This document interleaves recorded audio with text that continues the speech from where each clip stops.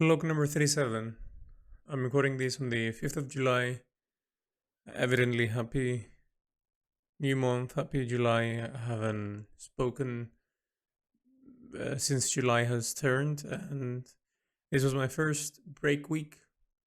I have taken my first sort of long break from the Stonemason story since November, since I started this really, which I think it was end of October, beginning of November. And it has been informative, I would say. I'm gonna get straight to it and say that it was a struggling week. I struggled to embrace the break in the beginning, and when Thursday came, last Thursday, when I decided that I wanted to take the break, I I couldn't I couldn't really take into consideration the detachment that I needed to do from the work to feel like I deserved the break. So a lot of guilt, a lot of inadequacy towards me having a break, and I've been thinking and I've been sort of reflecting on it as days would go by. I would feel a bit better, but at the same time, when work week came, since Monday till now, I had a really hard time acknowledging that I wasn't working and I was taking a step back and I was doing things that I would enjoy supposedly, even though they would get spoiled by my mindset of like, why am I not working? Have I earned this? All this. And I realized it has been a pattern in my life, a pattern of how inadequate I feel when I am not working. And I've been reflecting, and I saw that in my profession and in what I do, I have been made to feel this way, given that I work in isolation. I work in an environment where rewards aren't given for the effort that you're expressing and doing. It's not immediate. Rewards come at some point, either emotionally or financially or whatever. But most people work and have been taught to do something and then get something in return straight after you finish it. And given that this profession doesn't have that, I had to compensate all my life with, given that I don't have that, if I keep working, then I guess I would show to myself and to the people around me that I am living with in this society that I am. It's okay because I keep working. I haven't finished. I haven't. I'm not resting and needing that downtime to say, okay, where is my reward? And it's been bizarre because when I was streaming, I didn't have that. And the reason was that I was getting rewards in conversations. So when things would look rough, I would open up and conversations would come, and I would feel satisfied. Because for me, when I create art, money has never been the issue. I never saw it as, oh, I'm doing this and then I'm gonna get this X amount, and if I don't get it, I'm gonna be disappointed or not. Not at all. I do something, and from it I get this emotional sort of clarity or disdain or any other emotion that comes with it, and then I go and develop it and question it deeper, and it's a beautiful time for me. I get to learn about humans, get to learn about myself, and learn about how I see reality and how people see reality. And the actual reward that I like, the actual reward that I crave is when I showcase what I'm doing, when I'm like showing the design, showing the experience that I've taken me some time to create, and open up to people, and having that moment of their perspective intermingling with mine, and sort of layering together and having those intricate conversations. And I realized that was what I liked about Twitch, the streaming platform that I was working on. And obviously, I enjoyed that a lot. And now that I don't have that, and now that I've chosen to take away myself from this sort of um, online and activeness to work towards myself and understand myself, I'm faced with this issue, and it's not a solution for me to outsource it again. And I know that it's something that I have to deal with myself. And this week has been basically dealing with this, dealing with the idea that, you know, having to really sit down and really talk to myself and allow myself to just be without having to put so much pressure on myself. At the same time, realize that, or should I say, clear many of my sort of nonsensical ways of thinking, of saying, why am I enjoying this when I didn't earn this? Which I guess it comes from my childhood and comes from my way of being brought up in the society that I was in the culture that I was raised. Working and getting money was a necessity, a be and an end, the be and an end all in life. And with your position and your comfortability comes your status. I never liked this. I never adhered to this, and I never sort of I always went against it, and hence my life being very different from all of this, all this stability, all this sort of comforts that I never cared for. And moments such as this, when I I am by myself, moving forward in something that I value, that I feel that it's important, and I don't really express it in conversations, or I hear others sort of either have something positive to say or have anything to say about it, given that I haven't opened up to them. I see myself sort of feel very deflated and very swayed by how everyone is sort of living and how I am living. Given that my reality that I'm living now and where I'm at, the reality is that everyone has this status, has this mindset, and they keep moving forward. And when I break myself away from my patterns and from my occupation of arting till the afternoon, or working towards this theme, and really having the emotions sort of use up my energy, and when I have a break, when I take a step back, I'm able to sort of see myself amongst the crowd and say, why am I so different? It makes me feel this way of okay, I need to start working more type of mindset. And it's unhealthy. It's unhealthy because the amount of work that I do easily sort of overshadows and even goes beyond most of the people who are working a 9 to 5 job here. And it's not to say that I am better or I am worse, but logistically, the amount of work that I'm putting and the amount of rest that I need afterwards is something that should be okay to have. But still, my myself, this shell of a section of myself, feels as if it needs to be justifiable in some type of manner or way by others, by saying, hey, you did enough. And it's weird because I didn't think I had that. I didn't think I had that still. And realizing this allowed me to really sort of sit down and say, hey, this shouldn't be the case. I shouldn't put so much value in this outsource and this mindset that no longer serves me. I've been I've been thinking a lot. I've been trying to mitigate this, and I knew that my break should have ended Wednesday, but I decided to completely take the week off and really sit down with this and really start enjoying things and saying I don't care. And honestly meaning the I don't care about this. Because I'm already in a position where I'm putting my passion out there. I'm putting myself, my time, my everything, and even in the end of that, I still feel like this, which is not the way it is supposed to be.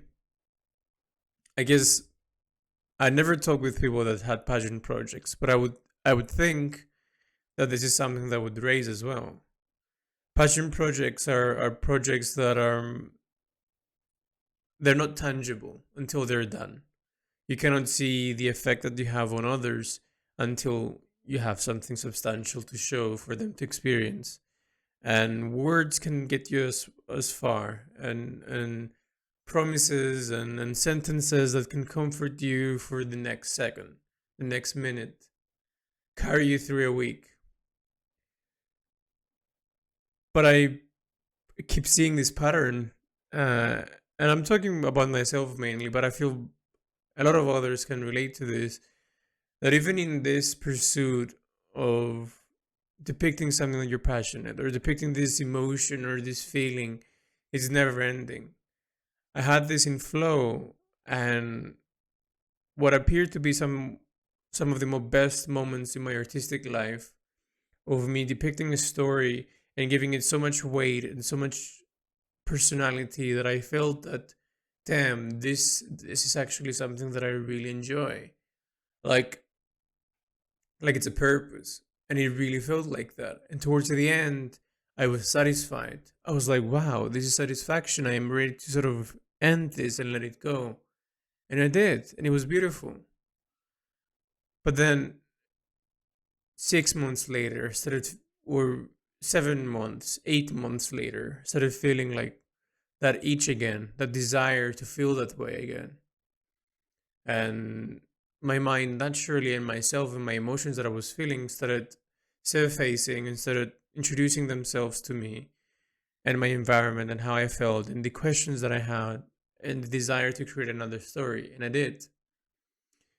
And it seems to be a pattern that it's going to be never fulfilling, never ending. That I would finish this at some point and say, damn, this was beautiful. This was something that I would cherish. And then the moment that time passes and these feelings become sort of distant, not forgotten, but not put in perspective anymore, I will start feeling the desire to do this again, and it will repeat. And I dislike that. I feel that it's very human. I would think it's a very human response to things, to always want something more, to always sort of have this endlessness. But when it comes to this type of themes, it's tolling. It takes a gradual effect on you as a person, because you're not just giving space in your time, like just like a month. You give years from your life, and for this to work, you gotta sacrifice a lot of things. You gotta sacrifice that stability. You gotta sacrifice the amount of time you spend with others, the amount of openness, the energy you give to others, given that you want to put it into your work and make it work and make everything sort of come fluently. And what if I give too much and not able to continue? And all these questions sort of arises. And it's strange. It's strange to think that way. It's strange to believe that this is, the liberating part of you doing what you want and following your heart has a downside of you always feeling that feeling of inadequacy, and that feeling of modern of monitoring how you're feeling and monitoring how much you give, and you're unable to completely and utterly live life without having to have that mindset. And I think that's personally a thing that I need to work on extensively. This idea that, why do I have to have all these rules when I create? Why do I have to be secluded?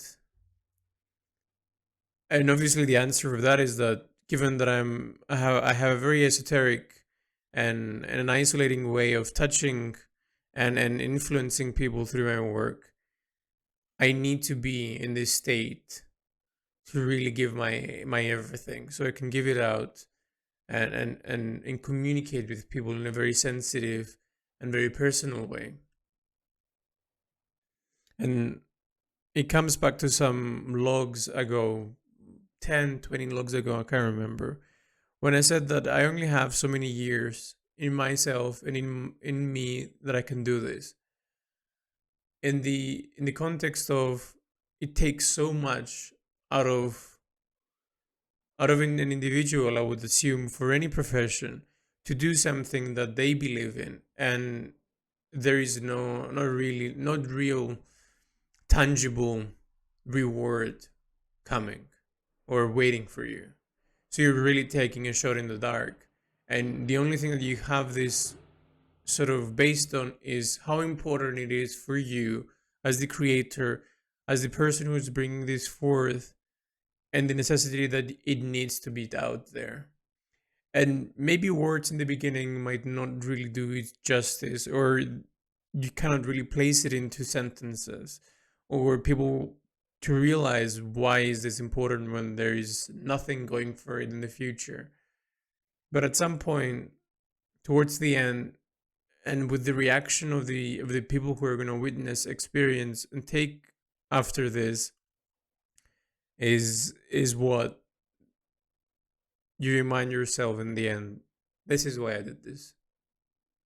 For this effect that I've created something that not only depicts myself, but depicts a fraction of our history and who we are in this part of the year, in the part of the human collective way of living. And it goes like this. And this is why I'm archiving it. This is why I want to voice it for the people or the person who might see this in the end and be like, this is very interesting, or this is something, and how did it came to be? And all this archiving, all these logs can really tap into it and can really showcase that what you're seeing in front of you, what you're seeing as a finished product, a finished project, a finished artwork, or anything, takes a big toll and a big amount of energy from the individual who is trying to get this out. And it's important to showcase this, and it's important to voice the diversity of emotions and the fluctuation of the state of mind that someone is when they're creating this. Because I see it as colors. I see it as a big palette of colors, and you start off with the primary colors. And as you create, you start seeing other colors, and you mix and you make this shade, the other shade. And at some point, when you mix too much, your color becomes dull. It becomes overworked. It becomes overmixed. And the once brilliant and vibrant hue becomes mudded with an abundance of colors. And then what you have to do is clean that brush, maybe clean your palette even, and start over again with the same colors. And usually, what I see with myself and in many of my themes and in many of my personal work, it goes like this. I get to a point where my colors become super dull, super overmixed, super dirty in terms of shade. I have to clean the palette. I have to clean the brushes and start over again. And the way that I do is with my break and these new reflections that I'm like, damn, my colors were dirty. I need to clean them. I need to start over again. And I found it important to talk on this and to express this. And I feel to whoever is going to listen to this, it might not make sense, or it might. For me, it's a big ball of questions and sentences that I'm trying to like put into words, given that many artists are not encouraged to talk about this. We're encouraged to show our work after 2, 3 years, or however amount of time we spend behind them, and to only show the glam part of it. And when we even begin to talk about the fluctuation or the questions or anything that is very confusing and human, I do believe this is human behind our work, we begin to slowly lose our traction, lose our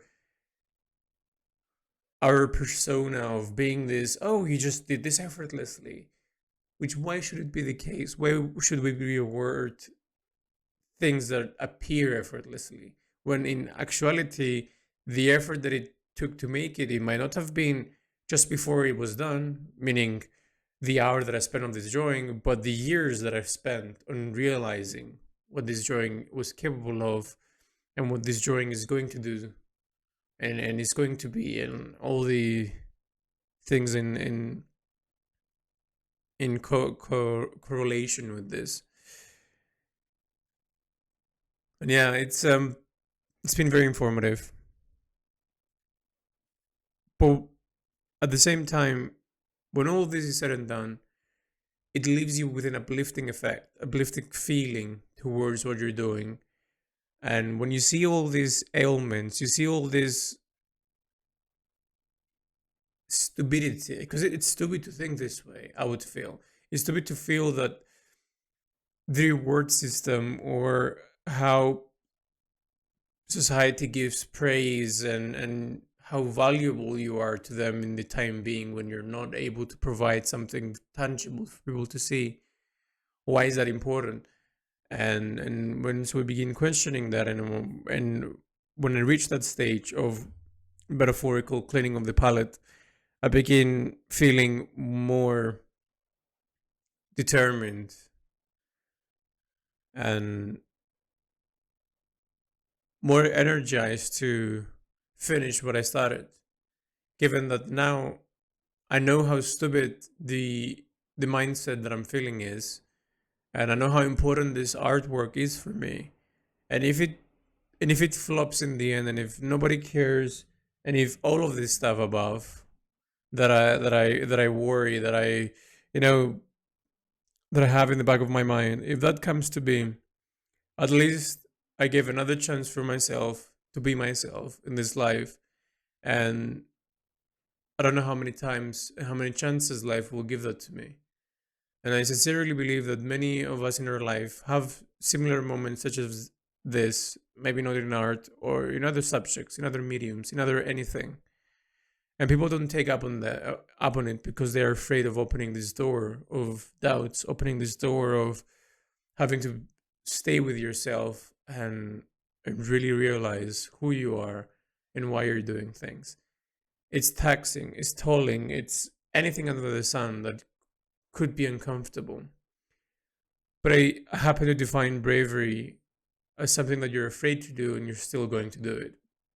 That's bravery for me. And I feel this is, for me, an act of braveness to venture off in this uncertain future, living the bare minimum just because of it, and actually feeling okay with it. I don't have any desires that go beyond my needs because I realize that this is more important. What I set out and what I do and how this artwork reflects to me and why I feel this is important for people to see becomes better than having to work something or works towards something to get a stable income, to have that. Because again, even that is endless, meaning unsatisfying. And every time you get something, you will want something more. And in all aspects of life, it seems this is the case. Which then asks the question of how do we make this stop?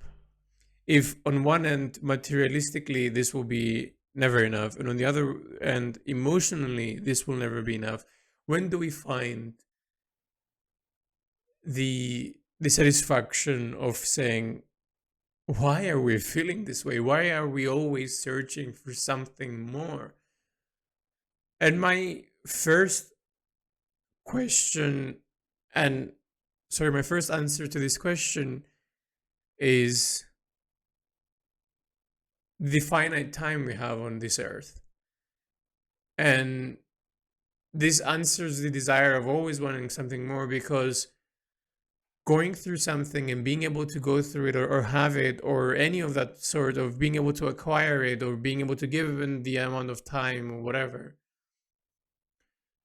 if we only sit down and appreciate it and say, how many times would I have this? The answer might be maybe another year, maybe 10, maybe 20. Definitely not more than 80.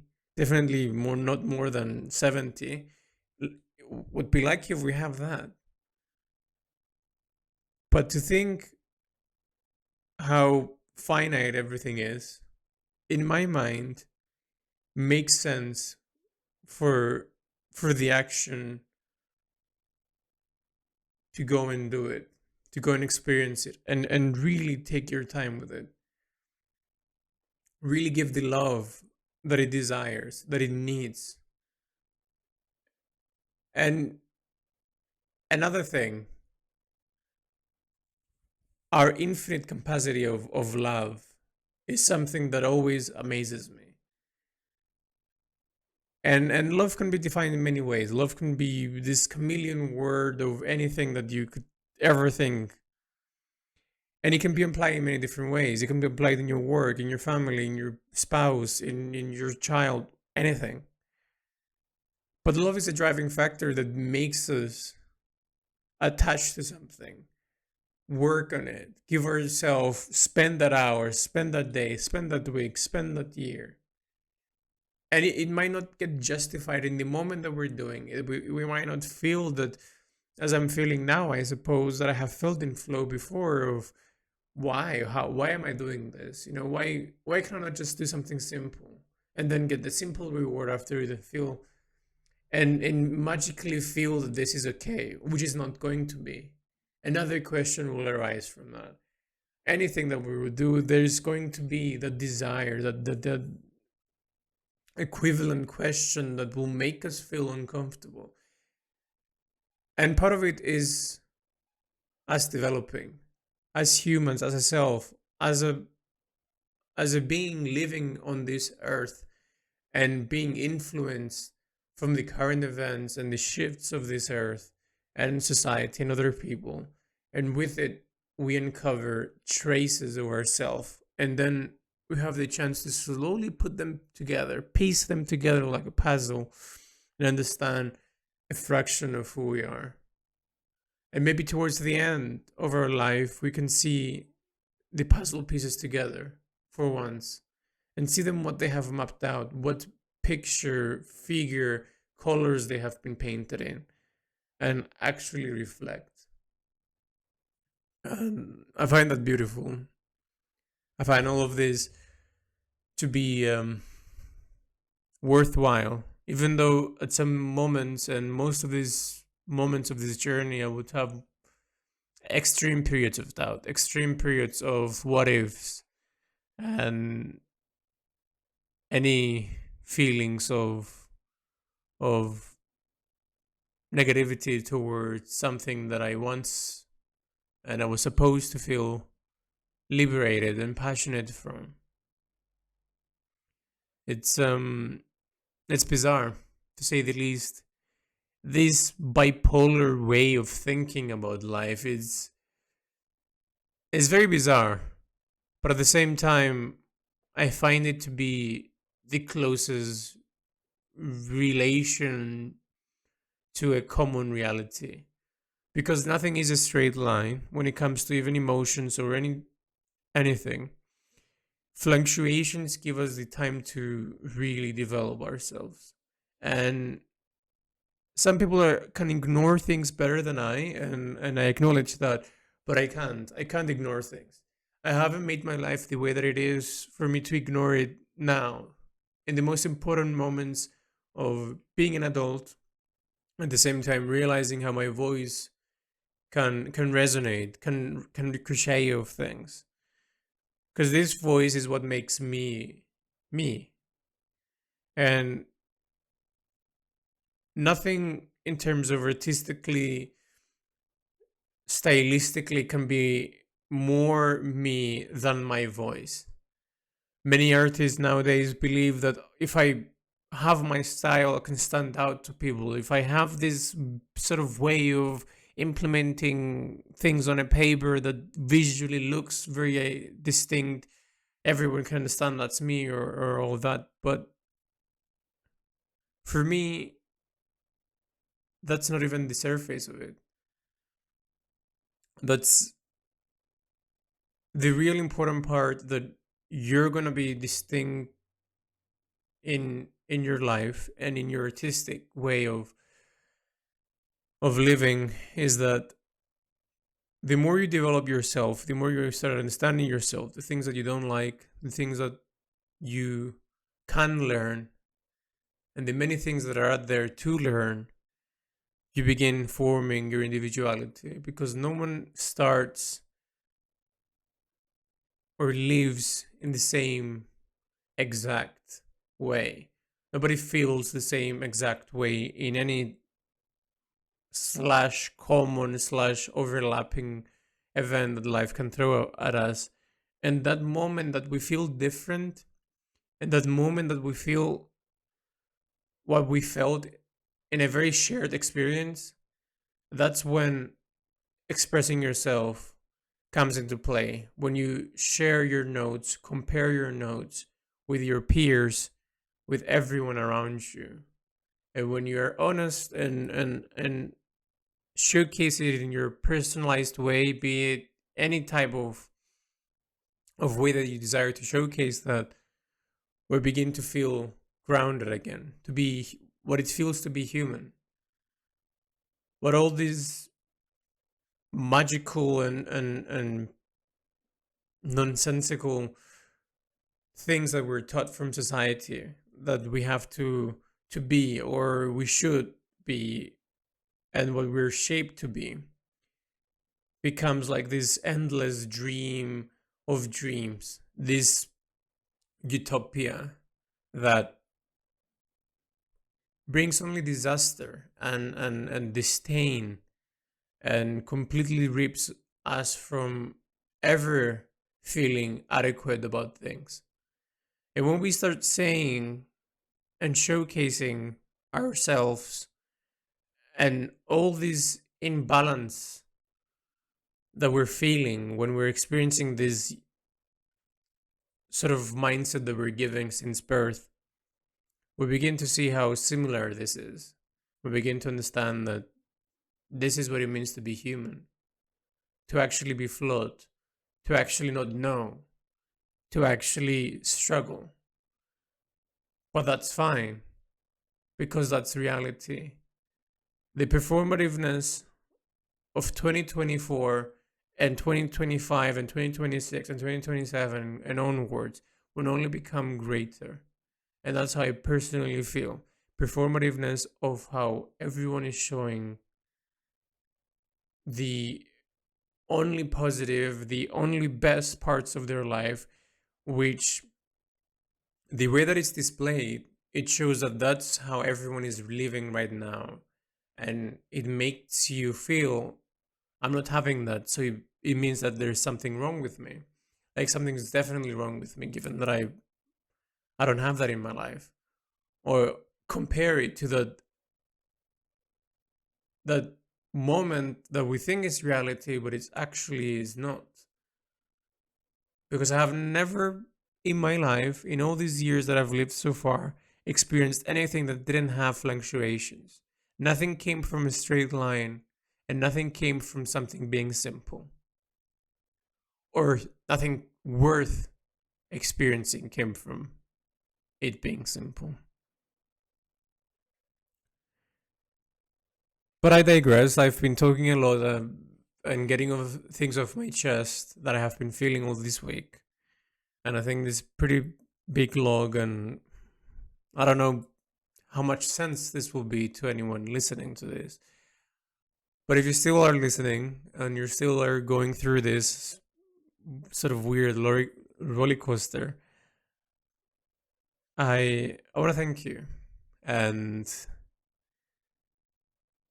if you didn't know what it feels to be an artist, or you were questioning, this is probably something closer to reality, this indifference, this this bizarreness, because it is bizarre. It is bizarre to feel this way and then consciously want to continue feeling this way. Because obviously there is high moments and there is low moments, but mostly there is low. But when you get to those high moments, things make sense. And even now, when I stopped and I see things subjectively, I'm able to understand, why am I doing this? Why am I questioning this when, and why am I keep following this road when I have like this this this outtake from it, this way of thinking from it. And to be honest, I don't know if it's masochistic, but what I do know, it's something that everyone is feeling, that nobody can deny, especially in a storytelling, a very emotional way of depicting your art. That sort of scene probably have this in common, and primarily it's because we trying to listen too much. We trying to get ourselves relatable in the things that we hear, and put ourselves behind those people's shoes and really really reflect what it means to have gone through something, or why are they feeling this type of way that they're feeling. Is it because any other reason that can come? And the more you do that, the more you understand life is not black and white at all. And I wouldn't have it any other way. I wouldn't want it to be black and white. It's way too simple and way too vaguely sort of direct. Which, who wants to explore something when there is arrows pointing at the roads that you should take? It just sounds boring. It just sounds like an awful hike that you know that on the corner on the left there's gonna be this thing coming for me, and I have to prepare for it in that type of way, which defeats the purpose of you putting yourself and allowing to learn yourself from this unexpected thing that nobody else would have been able to warn you, because they haven't walked that specific road in those specific conditions. And it's valuable to share. And I guess this is what drove me to spend the next 37 minutes of me expressing this. But regardless, this week that is coming, I'm going to go back to work, go back to my art, and I am going to continue the section 8, 9, and 10. Section 8 is sort of halfway done as I left it last week. And I have, I think, 2 more weeks until I finish this design, which is great because I'm curious to see how this break applies to the artistical side of things, the actual doing part. I know mentally it gave me lots of questions, lots of sort of mind questions, and it's weird. It's very weird to explain. It's such a confusing sort of state, because whenever I recall the words to use to express this, it's always very bipolar. And I don't think I'm bipolar, uh, but I think artworks are, because we try to compile a feeling that spans from months. And imagine every day you get to feel different, right? Like today you're happy because you had your favorite food, and tomorrow maybe the weather was too hot and you're like, oh, such a sluggish, awful day, or whatever. Imagine having to compile that in just a minute of someone's attention to see and witness that, and compile that to a section in a paper, and all the fluctuations you had every month leading up to the finalization of this design. Wouldn't that be bipolar? Wouldn't that be hot and cold, these dichotomies, these contradictions, these closest to reality of what life is. That everything can be positive if we see it positive, and everything can be negative if we see it as negative, and vice versa. Something that everyone thinks that is negative, you can see the positive in it. You know, it's very situational and it's very personalized, and it's beautiful. How could you not like this, right? How could you not want to feel this? I keep saying to myself. Well, this is my fourth attempt trying to close this log off, and I think this will be it. 40 minutes. I don't think anyone will listen to this, but if you do, how did it go? what what of this made sense? That will be the question. Because for me, now that I've said the things that I've said, I feel I feel like, what did I say? That type of feeling. But yeah, let's go and see how this week treats us. And this has been a hell of a log and a hell of a week of having to realize how human, and continue to be reminded how human I am.